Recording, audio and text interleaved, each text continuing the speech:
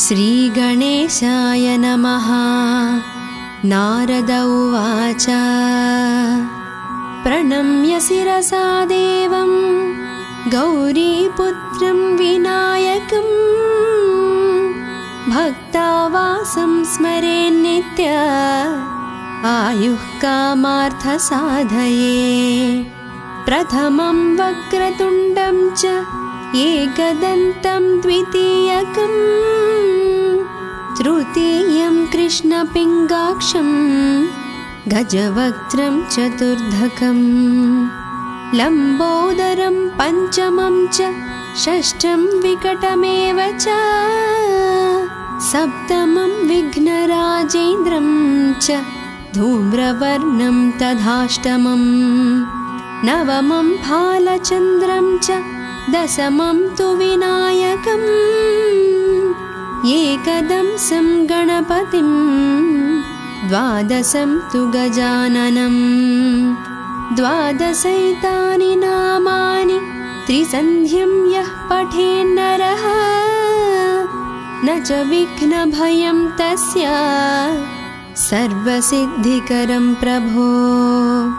विद्यार्थी लभते विद्यां धानार्थी लभते धनम् पुत्रार्थी लभते पुत्रार्मोक्षार्थी लभते गतिम्।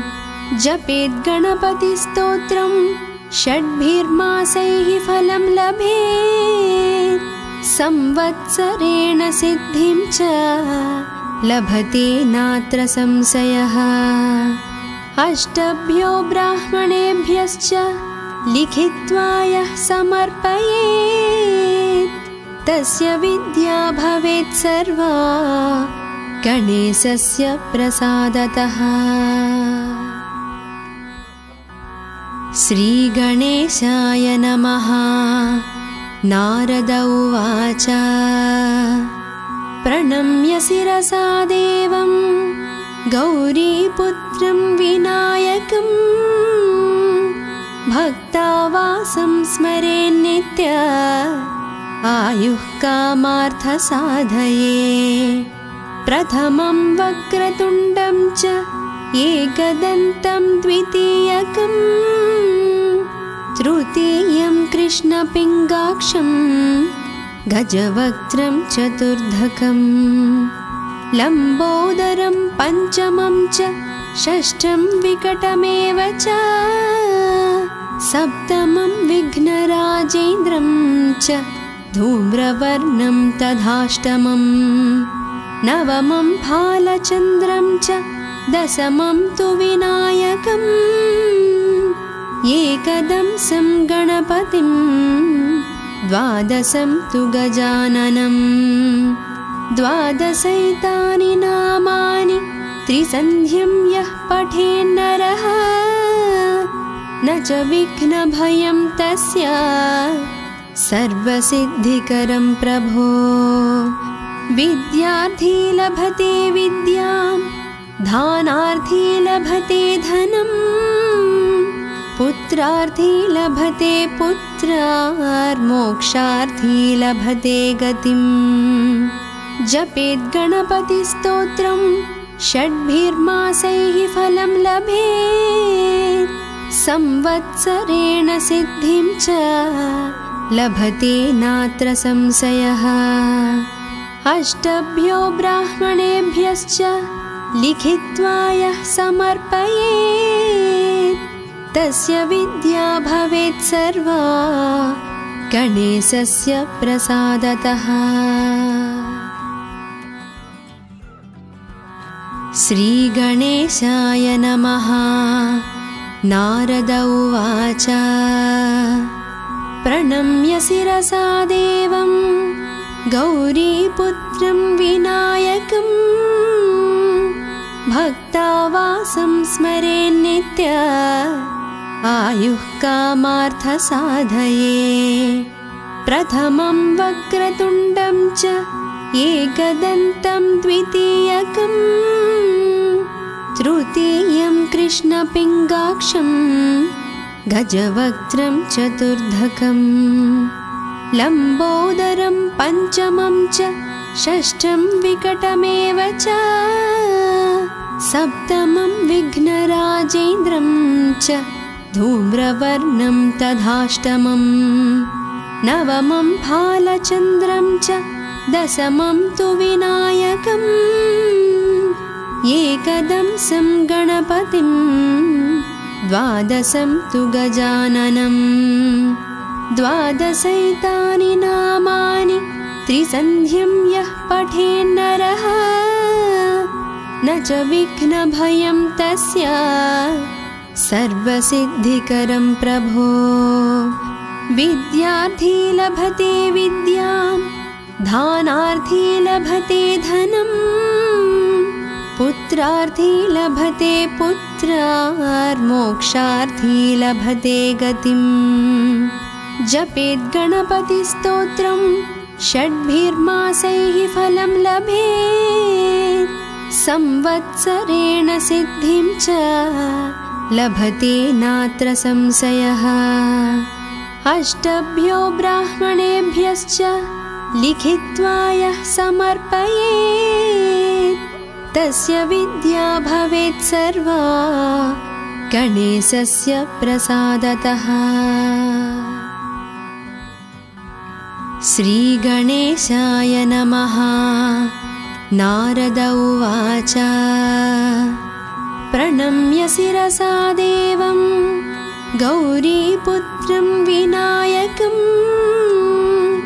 भक्तावासं स्मरेन्नित्य आयुः कामार्थसाधये प्रथमं वक्रतुण्डं च एकदन्तं द्वितीयकं तृतीयं कृष्णपिङ्गाक्षं गजवक्त्रं चतुर्धकं लम्बोदरं पञ्चमं च षष्ठं विकटमेव च सप्तमं विघ्नराजेन्द्रं च धूम्रवर्णं तथाष्टमं नवमं भालचन्द्रं च दशमं तु विनायकम् एकदंसं गणपतिं द्वादशं तु गजाननं द्वादशैतानि नामानि त्रिसन्ध्यं यः पठेन्नरः न च विघ्नभयं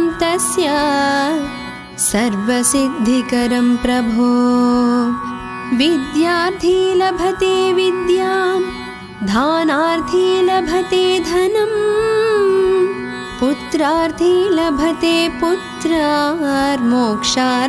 लभते गतिम् जपेत् गणपतिस्तोत्रं षड्भिर्मासैः फलं लभेत् संवत्सरेण सिद्धिं च लभते नात्र संशयः अष्टभ्यो ब्राह्मणेभ्यश्च लिखित्वा यः समर्पयेत् तस्य विद्या भवेत् सर्वा गणेशस्य प्रसादतः। श्रीगणेशाय नमः। नारद उवाच प्रणम्य शिरसा देवं गौरीपुत्रं विनायकं भक्तावासं स्मरेन्नित्य आयुः कामार्थसाधये प्रथमं वक्रतुण्डं च एकदन्तं द्वितीयकं तृतीयं कृष्णपिङ्गाक्षं गजवक्त्रं चतुर्धकं लम्बोदरं पञ्चमं च षष्ठं विकटमेव च सप्तमं विघ्नराजेन्द्रं च धूम्रवर्णं तथाष्टमं नवमं भालचन्द्रं च दशमं तु विनायकम् एकदंसं गणपतिं द्वादशं तु गजाननं द्वादशैतानि नामानि त्रिसन्ध्यं यः पठेन्नरः न च विघ्नभयं तस्य सर्वसिद्धिकरं प्रभो। विद्यार्थी लभते विद्यां, दानार्थी लभते धनं, पुत्रार्थी लभते पुत्रार्, मोक्षार्थी लभते गतिम्। जपेत् गणपतिस्तोत्रं षड्भिर्मासैः फलं लभेत्, संवत्सरेण सिद्धिं च लभते नात्र संशयः। अष्टभ्यो ब्राह्मणेभ्यश्च लिखित्वा यः समर्पयेत्, तस्य विद्या भवेत् सर्वा गणेशस्य प्रसादतः। श्रीगणेशाय नमः। नारद उवाच प्रणम्य शिरसा देवं गौरीपुत्रं विनायकं, भक्तावासं स्मरेन्नित्य आयुः कामार्थसाधये। प्रथमं वक्रतुण्डं च एकदन्तं द्वितीयकं, तृतीयं कृष्णपिङ्गाक्षं गजवक्त्रं चतुर्धकं, लम्बोदरं पञ्चमं च षष्ठं विकटमेव च, सप्तमं विघ्नराजेन्द्रं च धूम्रवर्णं तथाष्टमं, नवमं भालचन्द्रं च दशमं तु विनायकम्, एकदंसं गणपतिं द्वादशं तु गजाननम्। द्वादशैतानि नामानि त्रिसन्ध्यं यः पठेन्नरः, न च विघ्नभयं तस्य सर्वसिद्धिकरं प्रभो। विद्यार्थी लभते विद्यां, दानार्थी लभते धनं, पुत्रार्थी लभते पुत्रार्, मोक्षार्थी लभते गतिम्। जपेत् गणपतिस्तोत्रं षड्भिर्मासैः फलं लभेत्, संवत्सरेण सिद्धिं च लभते नात्र संशयः। अष्टभ्यो ब्राह्मणेभ्यश्च लिखित्वा यः समर्पयेत्, तस्य विद्या भवेत् सर्वा गणेशस्य प्रसादतः। श्रीगणेशाय नमः। नारद उवाच प्रणम्य शिरसा देवं गौरीपुत्रं विनायकं, भक्तावासं स्मरेन्नित्य आयुः कामार्थसाधये। प्रथमं वक्रतुण्डं च एकदन्तं द्वितीयकं, तृतीयं कृष्णपिङ्गाक्षं गजवक्त्रं चतुर्धकं, लम्बोदरं पञ्चमं च षष्ठं विकटमेव च, सप्तमं विघ्नराजेन्द्रं च धूम्रवर्णं तथाष्टमं, नवमं भालचन्द्रं च दशमं तु विनायकम्, एकदंसं गणपतिं द्वादशं तु गजाननम्। द्वादशैतानि नामानि त्रिसन्ध्यं यः पठेन्नरः, न च विघ्नभयं तस्य सर्वसिद्धिकरं प्रभो। विद्यार्थी लभते विद्यां, दानार्थी लभते धनं, पुत्रार्थी लभते पुत्रार्, मोक्षार्थी लभते गतिम्। जपेत् गणपतिस्तोत्रं षड्भिर्मासैः फलं लभेत्, संवत्सरेण सिद्धिं च लभते नात्र संशयः। अष्टभ्यो ब्राह्मणेभ्यश्च लिखित्वा यः समर्पयेत्, तस्य विद्या भवेत् सर्वा गणेशस्य प्रसादतः। श्रीगणेशाय नमः। नारद उवाच प्रणम्य शिरसा देवं गौरीपुत्रं विनायकं भक्तावासं स्मरेन्नित्य आयुः कामार्थसाधये। प्रथमं वक्रतुण्डं च एकदन्तं द्वितीयकं तृतीयं कृष्णपिङ्गाक्षं गजवक्त्रं चतुर्धकं लम्बोदरं पञ्चमं च षष्ठं विकटमेव च सप्तमं विघ्नराजेन्द्रं च धूम्रवर्णं तथाष्टमं नवमं भालचन्द्रं च दशमं तु विनायकम् एकदंसं गणपतिं द्वादशं तु गजाननं द्वादशैतानि नामानि त्रिसन्ध्यं यः पठेन्नरः न च विघ्नभयं तस्य सर्वसिद्धिकरं प्रभो।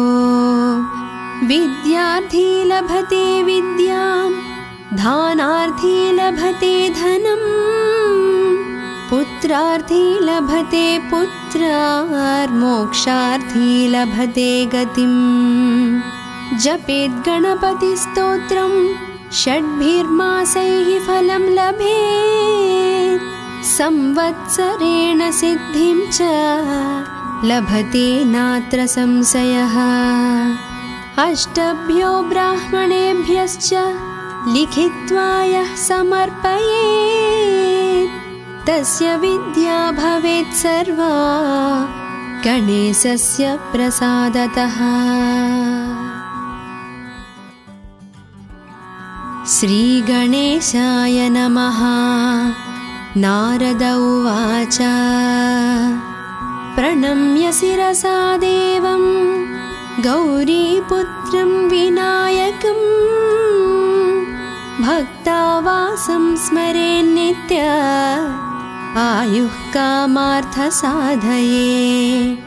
प्रथमं वक्रतुण्डं च एकदन्तं द्वितीयकं तृतीयं कृष्णपिङ्गाक्षं गजवक्त्रं चतुर्धकं लम्बोदरं पञ्चमं च षष्ठं विकटमेव च सप्तमं विघ्नराजेन्द्रं च धूम्रवर्णं तथाष्टमं नवमं भालचन्द्रं च दशमं तु विनायकम् एकदंसं गणपतिं द्वादशं तु गजाननं द्वादशैतानि नामानि त्रिसन्ध्यं यः पठेन्नरः न च विघ्नभयं तस्य सर्वसिद्धिकरं प्रभो। विद्यार्थी लभते विद्यां दानार्थी लभते धनं पुत्रार्थी लभते पुत्रार्मोक्षार्थी लभते गतिं। जपेत् गणपतिस्तोत्रं षड्भिर्मासैः फलं लभेत् संवत्सरेण सिद्धिं च लभते नात्र संशयः। अष्टभ्यो ब्राह्मणेभ्यश्च लिखित्वा यः समर्पयेत् तस्य विद्या भवेत् सर्वा गणेशस्य प्रसादतः। श्रीगणेशाय नमः। नारद उवाच प्रणम्य शिरसा देवं गौरीपुत्रं विनायकं भक्तावासं स्मरेन्नित्य आयुः कामार्थसाधये।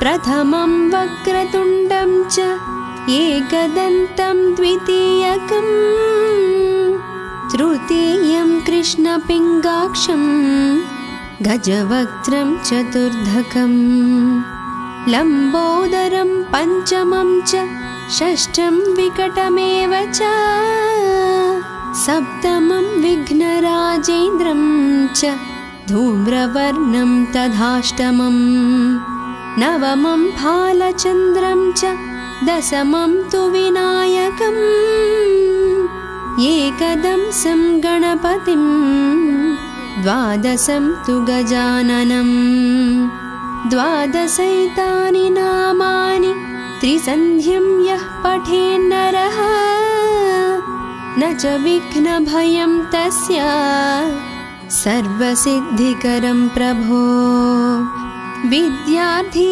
लभते विद्यां दानार्थी लभते धनम् पुत्रार्थी लभते पुत्रार्मोक्षार्थी लभते गतिम् जपेत् गणपतिस्तोत्रं षड्भिर्मासैः फलं लभेत् संवत्सरेण सिद्धिं च लभते नात्र संशयः अष्टभ्यो ब्राह्मणेभ्यश्च लिखित्वा यः समर्पयेत् तस्य विद्या भवेत् सर्वा गणेशस्य प्रसादतः। श्रीगणेशाय नमः। नारद उवाच प्रणम्य शिरसा देवं गौरीपुत्रं विनायकम्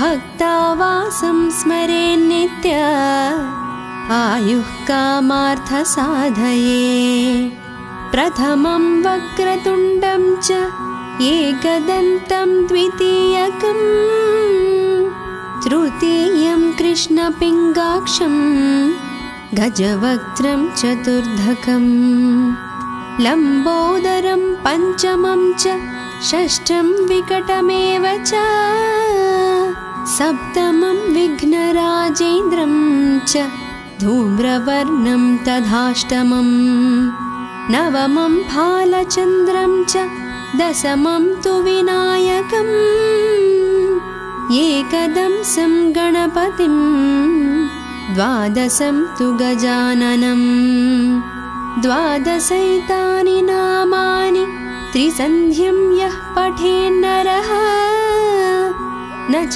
विघ्नभयं तस्य सर्वसिद्धिकरं प्रभो विद्यार्थी लभते विद्यां दानार्थी लभते धनम् पुत्रार्थी लभते पुत्रार्मोक्षार्थी लभते गतिम् जपेत् गणपतिस्तोत्रं षड्भिर्मासैः फलं लभेत् संवत्सरेण सिद्धिं च लभते नात्र संशयः अष्टभ्यो ब्राह्मणेभ्यश्च लिखित्वा यः समर्पयेत् तस्य विद्या भवेत् सर्वा गणेशस्य प्रसादतः। श्रीगणेशाय नमः। नारद उवाच प्रणम्य शिरसा देवं गौरीपुत्रं विनायकम् भक्तावासं स्मरेन्नित्य आयुः कामार्थसाधये प्रथमं वक्रतुण्डं च एकदन्तं द्वितीयकम् तृतीयं कृष्णपिङ्गाक्षं गजवक्त्रं चतुर्धकं लम्बोदरं पञ्चमं च षष्ठं विकटमेव च सप्तमं विघ्नराजेन्द्रं च धूम्रवर्णं तथाष्टमं नवमं फालचन्द्रं च दशमं तु विनायकम् एकदंसं गणपतिं द्वादशं तु गजाननं द्वादशैतानि नामानि त्रिसन्ध्यं यः पठेन्नरः न च विघ्नभयं तस्य सर्वसिद्धिकरं प्रभो। विद्यार्थी लभते विद्यां दानार्थी लभते धनं पुत्रार्थी लभते पुत्रार्मोक्षार्थी लभते गतिम्। जपेत् गणपतिस्तोत्रं षड्भिर्मासैः फलं लभेत् संवत्सरेण सिद्धिं च लभते नात्र संशयः। अष्टभ्यो ब्राह्मणेभ्यश्च लिखित्वा यः समर्पयेत् तस्य विद्या भवेत् सर्वा गणेशस्य प्रसादतः। श्रीगणेशाय नमः। नारद उवाच प्रणम्य शिरसा देवं गौरीपुत्रं विनायकं भक्तावासं स्मरेन्नित्य आयुः कामार्थसाधये।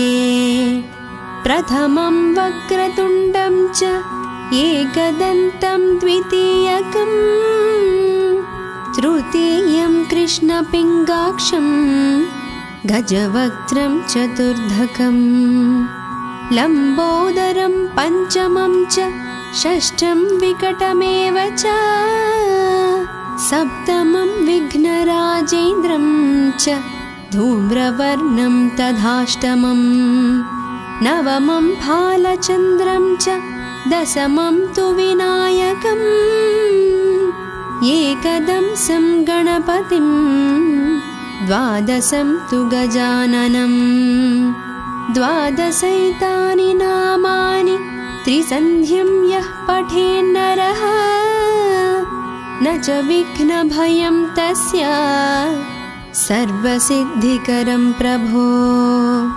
विद्यार्थी लभते विद्यां दानार्थी लभते धनं पुत्रार्थी लभते पुत्रार्मोक्षार्थी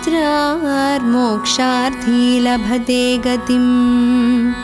जपेत् गणपतिस्तोत्रं षड्भिर्मासैः फलं लभेत् संवत्सरेण सिद्धिं च लभते नात्र संशयः।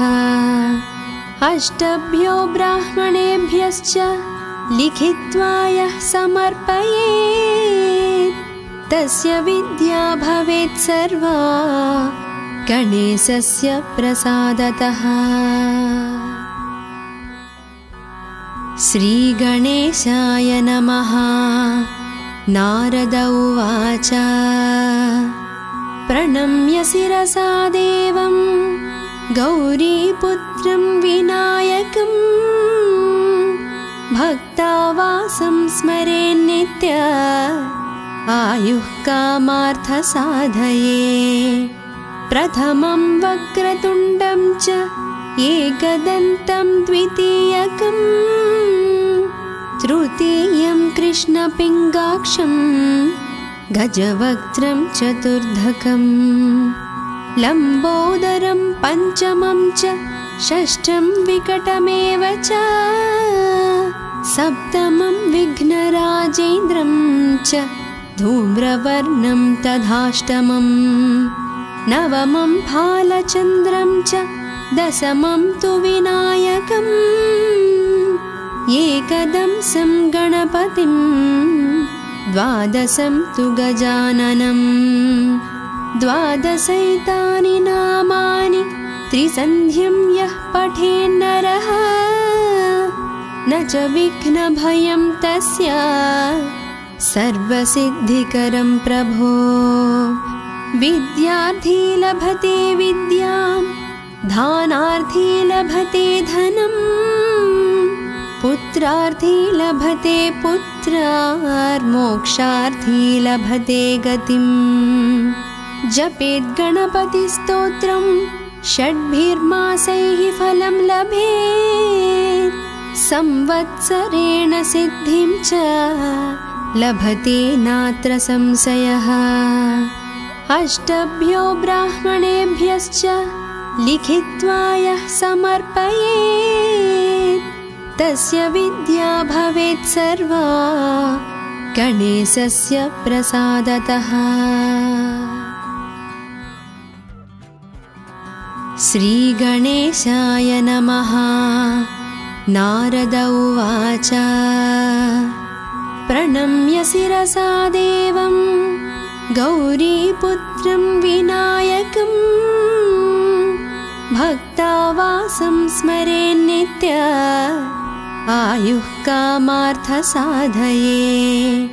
प्रथमं वक्रतुण्डं च एकदन्तं द्वितीयकं तृतीयं कृष्णपिङ्गाक्षं गजवक्त्रं चतुर्धकं लम्बोदरं पञ्चमं च षष्ठं विकटमेव च सप्तमं विघ्नराजेन्द्रं च धूम्रवर्णं तथाष्टमं नवमं भालचन्द्रं च दशमं तु विनायकम् एकदंसं गणपतिं द्वादशं तु गजाननं द्वादशैतानि नामानि त्रिसन्ध्यं यः पठेन्नरः न च विघ्नभयं तस्य सर्वसिद्धिकरं प्रभो।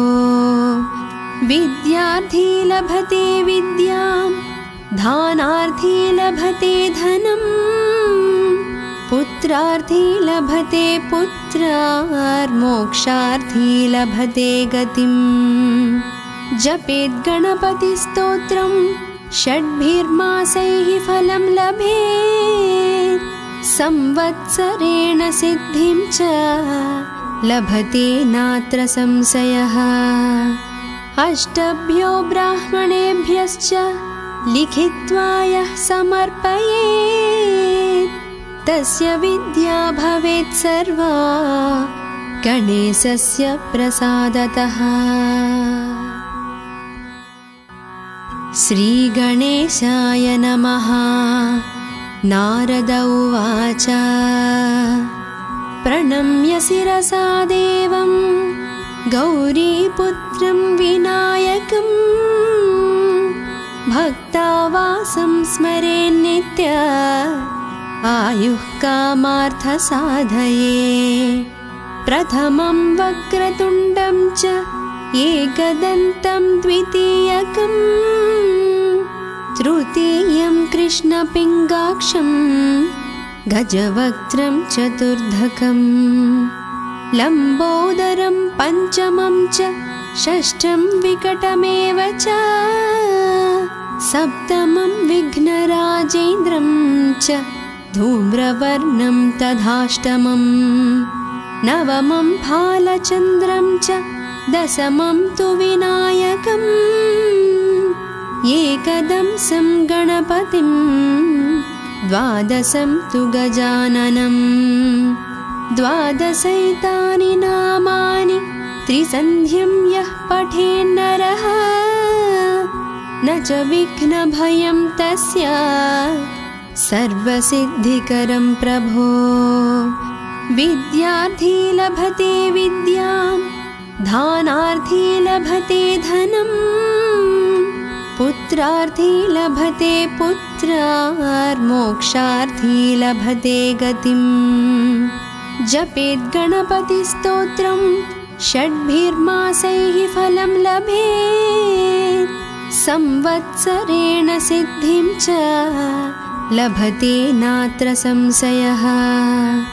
अष्टभ्यो ब्राह्मणेभ्यश्च लिखित्वा यः समर्पयेत् तस्य विद्या भवेत् सर्वा गणेशस्य प्रसादतः। श्रीगणेशाय नमः। नारद उवाच प्रणम्य शिरसा देवं गौरीपुत्रं विनायकं भक्तावासं स्मरेन्नित्य आयुः कामार्थसाधये प्रथमं वक्रतुण्डं च एकदन्तं द्वितीयकं तृतीयं कृष्णपिङ्गाक्षं गजवक्त्रं चतुर्धकं लम्बोदरं पञ्चमं च षष्ठं विकटमेव च सप्तमं विघ्नराजेन्द्रं च धूम्रवर्णं तथाष्टमं नवमं फालचन्द्रं च दशमं तु विनायकम् एकदंसं गणपतिं द्वादशं तु गजाननं द्वादशैतानि नामानि त्रिसन्ध्यं यः पठेन्नरः न च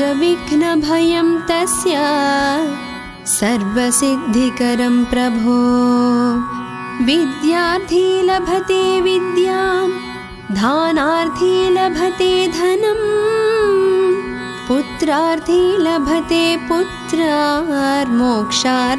लभते गतिं जपेत् गणपतिस्तोत्रं षड्भिर्मासैः फलं लभेत् संवत्सरेण सिद्धिं च लभते नात्र संशयः अष्टभ्यो ब्राह्मणेभ्यश्च लिखित्वा यः समर्पयेत् तस्य विद्या भवेत् सर्वा गणेशस्य प्रसादतः। श्रीगणेशाय नमः। नारद उवाच प्रणम्य शिरसा देवं गौरीपुत्रं विनायकं भक्तावासं स्मरेन्नित्य आयुः कामार्थसाधये प्रथमं वक्रतुण्डं च एकदन्तं द्वितीयकं तृतीयं कृष्णपिङ्गाक्षं गजवक्त्रं चतुर्धकं लम्बोदरं पञ्चमं च षष्ठं विकटमेव च सप्तमं विघ्नराजेन्द्रं च धूम्रवर्णं तथाष्टमं नवमं फालचन्द्रं च दशमं तु विनायकम् एकदंसं गणपतिं द्वादशं तु गजाननं द्वादशैतानि नामानि त्रिसन्ध्यं यः पठेन्नरः न च विघ्नभयं तस्य सर्वसिद्धिकरं प्रभो विद्यार्थी लभते विद्यां धानार्थी लभते धनं पुत्रार्थी लभते पुत्रार्मोक्षार्थी लभते गतिं जपेत् गणपतिस्तोत्रं षड्भिर्मासैः फलं लभेत् संवत्सरेण सिद्धिं च लभते नात्र संशयः अष्टभ्यो ब्राह्मणेभ्यश्च लिखित्वा यः समर्पयेत् तस्य विद्या भवेत् सर्वा गणेशस्य प्रसादतः।